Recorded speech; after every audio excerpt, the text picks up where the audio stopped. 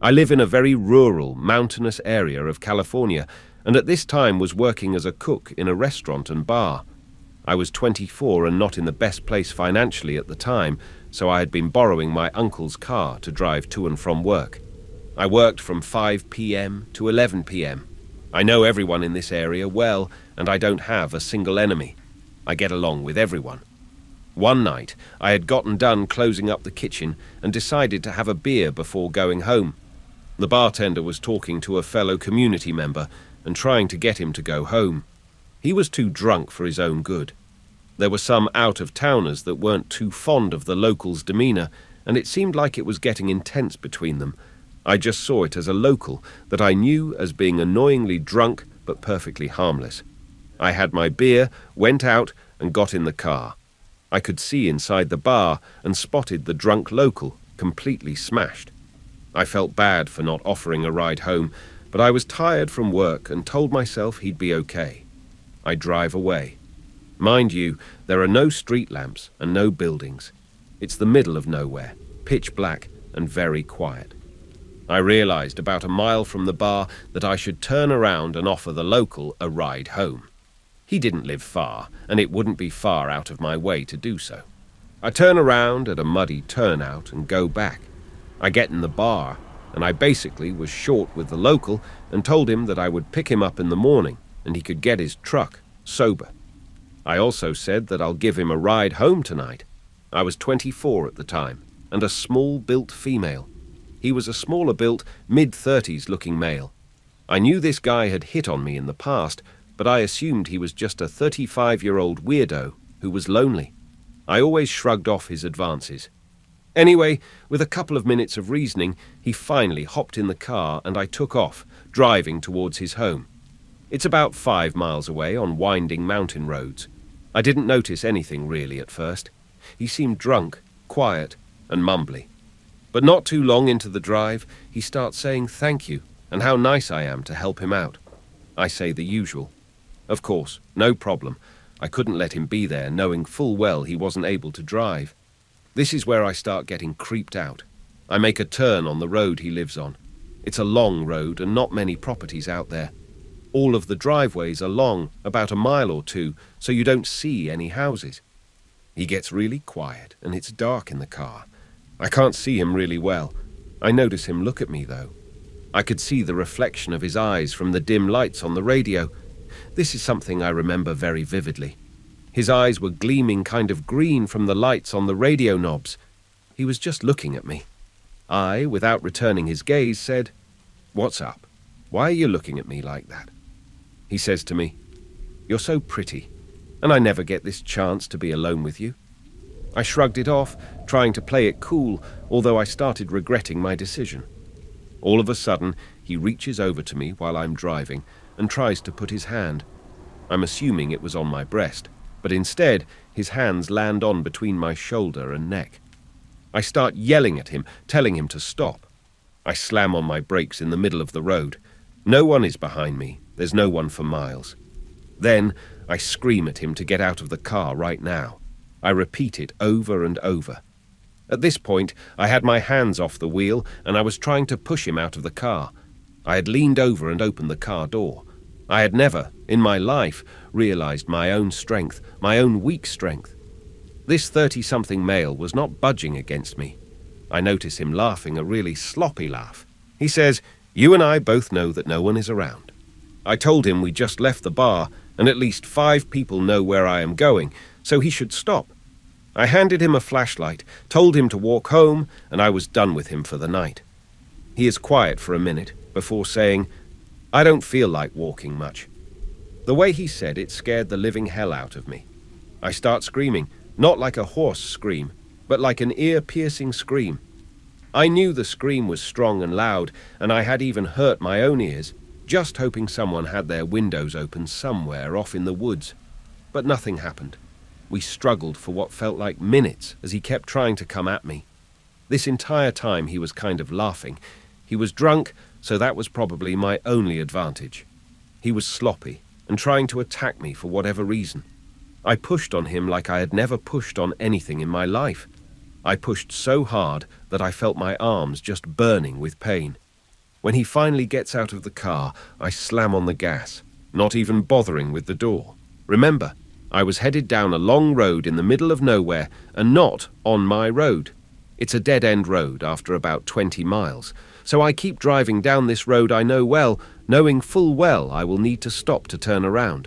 This road is like 1.5 lanes wide and there's hardly any turnouts.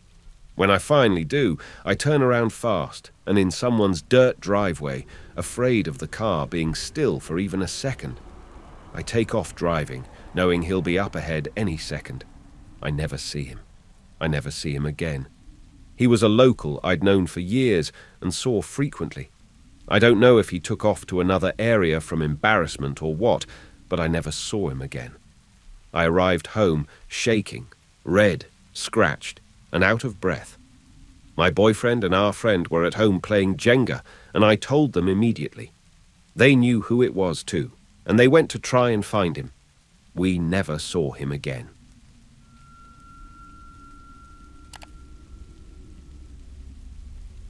This happened earlier last year, and it still bothers me if I think about it too much. First, a little backstory to explain. I'm a delivery driver for Uber Eats, and have been doing it as a side gig for the past year or so to earn some extra money. Also, I'm a girl. Anyway, yeah. Uber Eats. It's a super chill job, although the pay is definitely not ideal, especially at night. Normally, any pings I get after 10 p.m. are just lousy fast food orders to customers where the chances of being tipped are even lower than what they already are. It's very low. I would say 2 in 10 people tip on Uber Eats. Anyways, late night deliveries are rarely profitable. That's why I would barely do them. However, on this night, there was a bonus going on. It's like you need to reach 15 deliveries in a certain time frame to get an extra $75. That's music to my ears. When that's the case, late night deliveries rock because there's no traffic and it doesn't matter where you're picking up from. McDonald's or anywhere else, just bring on the bonuses. The faster you can get them done, the faster you get to go home and knock out.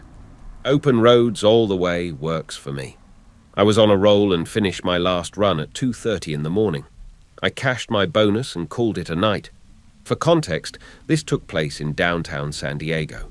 The area has fun restaurants and clubs at the core, but as you branch out, it gets more seedy. Once you get past 16th Street, it gets really sketchy fast. There are lots of homeless camps, the works. I actively try to avoid that area, but in order to get back home and on the freeway, I had to pass through that neighborhood. One more piece of info. I drive a 2002 crappy Ford Focus, and nothing's automatic. To roll the windows up or down, you have to reach over and crank the lever. Because it's a hassle to roll them up and down manually each time. When I do deliveries, usually I just keep both my windows rolled down because it's easier to pick up and deliver through the windows. That night, I had my windows down as usual. I was planning to roll them up before I passed 16th Street where the homeless camp was, but didn't get that far. As I turn down a side street heading towards the main drag, up ahead I see a man in one of those orange reflective construction vests standing on the side of the road. There's always some sort of construction going on downtown, and it's pretty common for it to happen at night, so I didn't really pay much attention. As I get closer, though, the man runs into the middle of the street, waving his arms, signaling stop. I start to slow down, thinking he's going to direct traffic and reroute me or something. I brake to 10 miles per hour, then 5, leaving distance and trying to figure out what I'm supposed to do. He breaks out into a jog towards my car and stops directly in front of it, blocking me and my car from moving forward. I felt immediate unease. This is weird. I'm wishing my windows were rolled up. It's 3 a.m. on a dark street, and there's not a soul around except me and this dude. People talk about fight or flight, and I've always wondered how I would react in a situation that warranted a similar response. Now I know my reaction is to panic and freeze, because as I was slowing down, it hit me 5 seconds later than it should have. This guy is not a construction worker. He has a hard hat, a vest, and the creepiest smile I've ever seen in my life. At first, I thought he was just smiling to be friendly, but smiling to acknowledge someone longer than a few seconds is super unnerving. Try it, right now. Count to 5 in your head while grinning, and you'll see what I mean. That's what this guy was doing.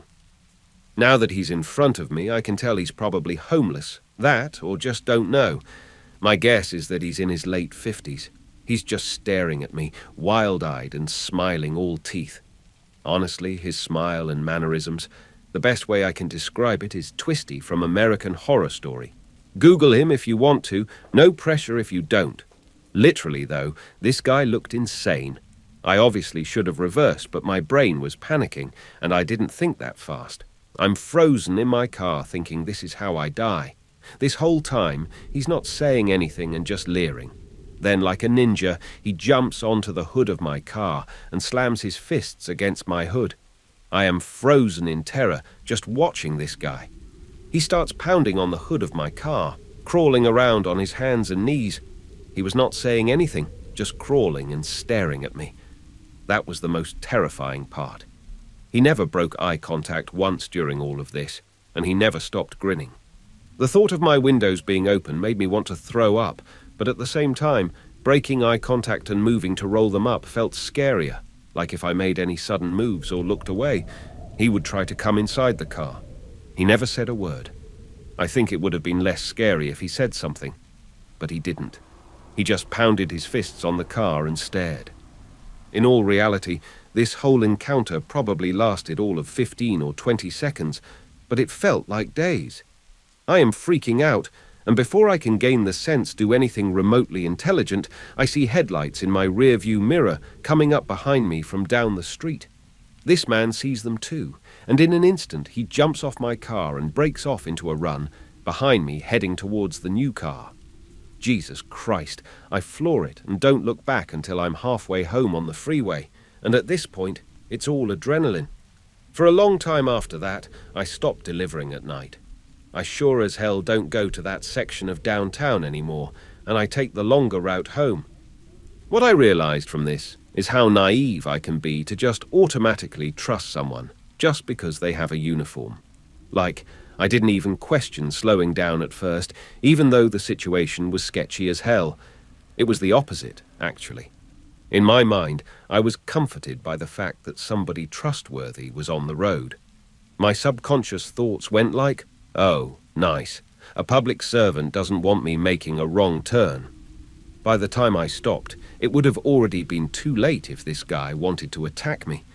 I shudder thinking about it. I calmed down eventually by reassuring myself that this was probably just a crazy dude on drugs who meant no harm, which, hopefully, that's the case. And for my own peace of mind, I'm going to believe that it is. But what got to me is the fact that this guy was dressed as a road worker on the road and deliberately behaving at first in a way to lead me to believe he was one. Why else wear that getup? And why are you trying to pull cars over? Just to freak people out? I don't know the answer, and I'm glad I didn't find out what it was that he wanted from me.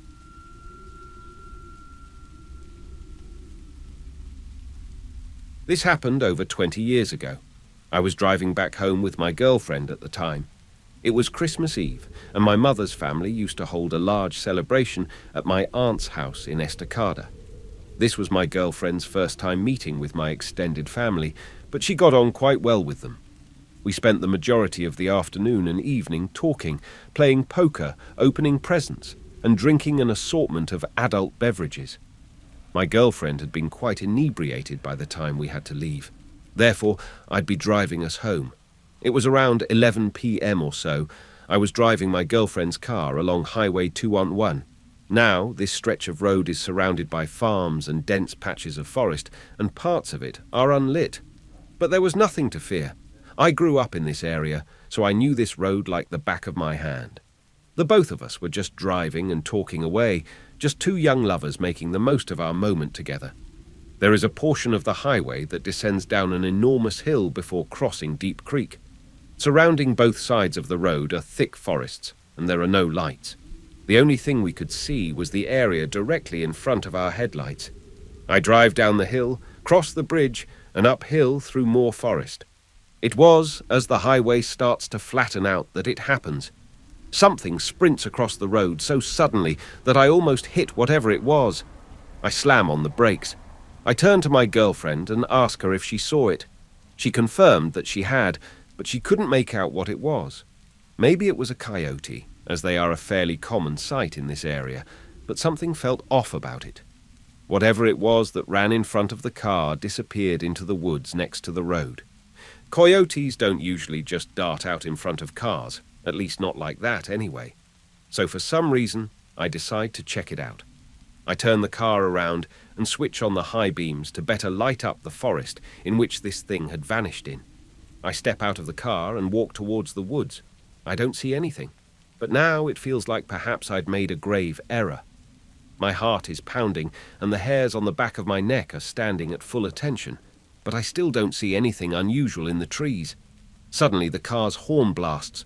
It's not the beep you'd get if, say, your driver or passenger wanted you to hurry up and get in the car. No, this was a long, blaring horn. I walk quickly back into the car and ask my girlfriend why she leaned on the horn like that. She said nothing. Instead, she pointed to a spot about 50 feet from where I was standing.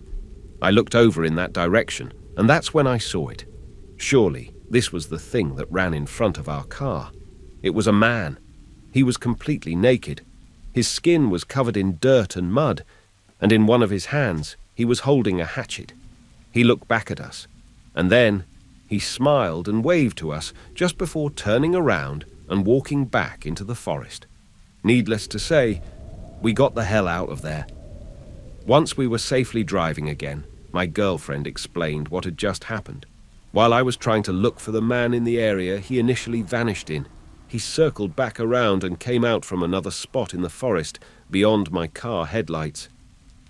My girlfriend had seen something out of the corner of her eye, and that's when she saw him. Before she honked the horn, he was walking towards me, his hatchet raised as if making to strike me. We called the authorities once we got safely back home, but they never found anybody, or they did, and just didn't tell us. However, the officer we spoke to explained his theory. The man was obviously looking to ambush unsuspecting lone travelers for Lord only knows what reason. We all agreed that my girlfriend's quick thinking saved my life, as it let my potential killer know that I wasn't alone out there. It was foolish of me to get out of the car in the first place. I moved back into the area recently, so I now drive that highway often. There are no naked hatchet man sightings yet, but I can tell you that I'm definitely extra vigilant now, especially near Deep Creek.